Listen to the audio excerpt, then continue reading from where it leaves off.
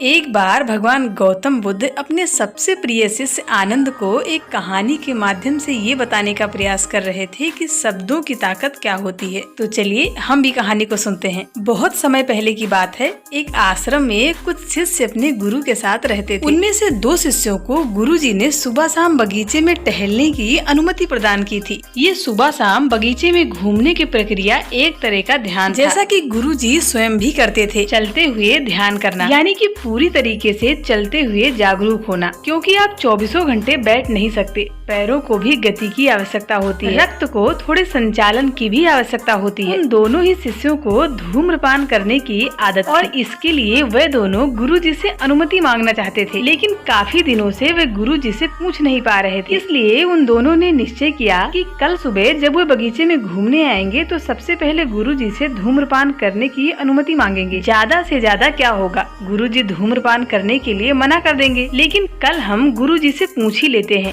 दूसरे ने कहा, मुझे लगता है गुरुजी हमें अनुमति दे देंगे। मुझे नहीं लगता कि बगीचे में धूम्रपान करना कोई गलत बात है। कल सुबह धूम्रपान की अनुमति लेने के वादे के साथ वह दोनों सोने चले गए। अगले दिन फिर वे दोनों बगीचे में मिले। एक बहुत गुस्से में था। वो गुस्से में इसलिए था क्योंकि दूसरा धूम्रपान कर रहा था। उसने पूछा, क्या हुआ, तुम इतने गुस्से में क्यों हो? दूसरे ने कहा, मैंने भी पूछा था, गुरुजी ने मुझे साफ मना कर दिया। गुरुजी ने कहा, तुम धूम्रपान नहीं कर सकते और तुम यहाँ धूम्रपान कर रहे हो, अपने गुरु के आदेशों का अपमान कर रहे हो। धूम्रपान करने वाले शिष्य ने कहा, लेकिन गुरुजी ने मुझे अनुमति दे दी। ये सुनकर वो शिष्य ने कहा, ये तो बहुत अन्यायपूर्ण बात है, मैं अभी जाकर गुरुजी से पूछता हूँ उन्होंने मुझे ना और तुम्हें हाँ क्यों कहा। धूम्रपान कर रहे शिष्य ने कहा, लेकिन पहले तुम मुझे ये बताओ कि तुमने गुरुजी से कहा क्या था। दूसरे शिष्य ने गुस्से में कहा, मैंने क्या पूछा था, मैंने बस यही पूछा था क्या मैं ध्यान करते समय धूम्रपान कर सकता हूँ। गुरुजी ने कहा, नहीं। ये सुनकर पहला वाला शिष्य हंसने लगा और फिर उसने कहा, अब मुझे समझ में आया कि गुरुजी ने मुझे हाँ और तुम्हें ना क्यों कहा। मैंने गुरुजी से पूछा था कि क्या मैं धूम्रपान करते समय ध्यान कर सकता हूँ और गुरुजी ने कहा हाँ। यहाँ हमारे द्वारा पूछे गए प्रश्न और शब्दों के चुनाव में काफी अंतर था और तुमने देखा कि हम दोनों के उत्तर बिल्कुल अलग थे, जबकि हम दोनों एक ही प्रश्न पूछना चाहते थे। ये पूछना कि क्या मैं ध्यान करते समय धूम्रपान कर सकता हूँ कितना बदसूरत सवाल है। इसका उत्तर ना ही होना था, क्योंकि अगर कोई व्यक्ति ध्यान कर रहा है तो वो ध्यान के बीच में धूम्रपान कैसे कर सकता है। लेकिन ये पूछना कि क्या मैं धूम्रपान करते समय ध्यान कर सकता हूँ एकदम सही सवाल है, क्योंकि कोई भी इंसान धूम्रपान को तो ध्यान से कर ही सकता है,